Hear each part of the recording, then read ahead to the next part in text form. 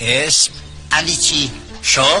قبه چی؟ شخص متوحشی پا به فرار ندیدی؟ والا من چشام داشت گرم میشد که صدای گوله یهو چرتمو پاره کرد. اسم؟ محمد کاظم. شغل؟ بقال. لحظه ترور کجا بودی؟ خوابیده بودم، تو خواب خوش بودم.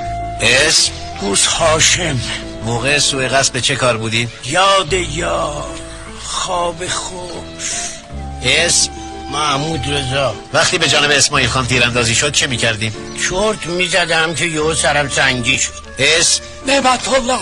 زارب و هین فرار دیدی؟ قبل یا بعد از سوء من قصد؟ تو باغچه جادخانی پا بساط بودم. اسم؟ قلوم حسین. کی تپانچه را آتش کرد؟ زارب دیدی؟ راستیت سیخکی دراز کشیده بودم، سینه کش آفتاب که دیگه هیچی. جماعت خواب، اجتماع خواب زده، جامعه چرتی.